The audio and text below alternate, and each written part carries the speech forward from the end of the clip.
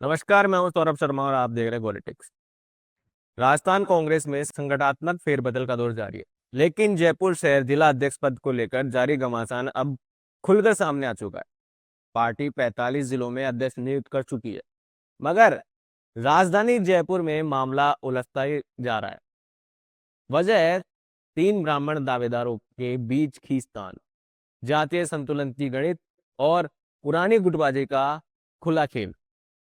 तीन दावेदार, तीन पावर सेंटर, यानी जयपुर कांग्रेस में समीकरण उलझे हुए नजर आ रहा है। जयपुर में अध्यक्ष पद तीन नामों के इर्द गिर्द घूम रहा है: सुनील शर्मा, पुष्पेंद्र भारद्वाज और आर तिवारी। तीनों का ताल्लुक ब्राह्मण समुदाय से है, लेकिन तीनों की पृष्ठभूमि और पावर सर्किट बिल्कुल अलग।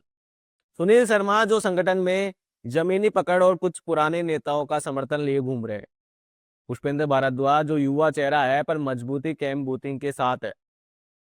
और आर तिवारी मौजूदा अध्यक्ष है, अपनी कुर्सी को बचाने के लिए हर संभव समीकरण साधते हुए नजर आ रहे हैं। यानी एक पद और तीन दावेदार, और हर दावेदार के पीछे बैठे बड़े नेता। अब इसका परिणाम, जयपुर शहर कांग्रेस एक बार फिर क्लासिक गुटबाजी की प्रयोगशाला बन चुकी है।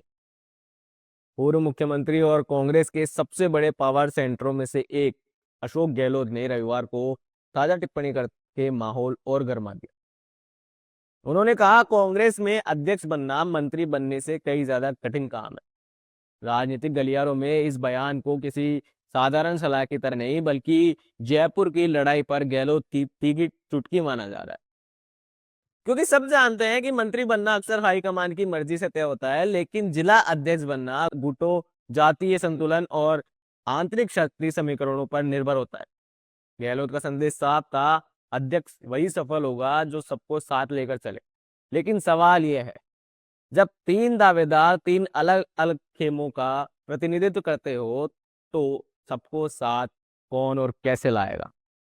जयपुर में अध्यक्ष पद सिर्फ एक संगठनात्मक कुर्सी नहीं, बल्कि अगले विधानसभा चुनाव में टिकट वितरण, शहर की राजनीति पर पकड़ और दो बड़े गुटों गहलोत व पायलट के भविष्य से भी जुड़ा है।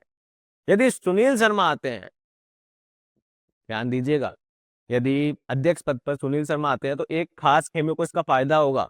और यदि पुष्पेंद्र भारद्वाज चुने जाते हैं तो युवा और दूसरे गुटों का पलड़ा भारी होगा। और यदि आर तिवारी बने रहते हैं तो जो पुरानी व्यवस्था है वो जो की त्यों रहने वाली है, उसमें कोई बदलाव होने की संभावना कहीं नजर नहीं आ रही। यानी निर्णय चाहे जो भी हो, जयपुर में किसी एक तरफ भी नाराजगी तय है। और यही वजह है कि हाईकमान इस कुर्सी को छूने से पहले बार बार गणित जोड़ रहा है। जयपुर शहर कांग्रेस आज जिस मोड़ पर खड़ी है, वह साफ बता रहा है कि यह लड़ाई सिर्फ नामों की नहीं, यह लड़ाई सिर्फ जातीय समीकरणों की नहीं, यह लड़ाई भविष्य की शहर की कांग्रेस की कमान और असली शक्ति केंद्र तय करने की है। और गहलोत का बयान, वह भी ये कहता हुआ नजर आ रहा है, अध्यक्ष बनना कठिन है और जयपुर का अध्यक्ष बनना सबसे कठिन। अब देखना यह होगा कि जयपुर कांग्रेस की कमान किसके हाथों में होती है। आपको क्या लगता है? हमें अपनी राय कमेंट में जरूर बताएं। राम राम।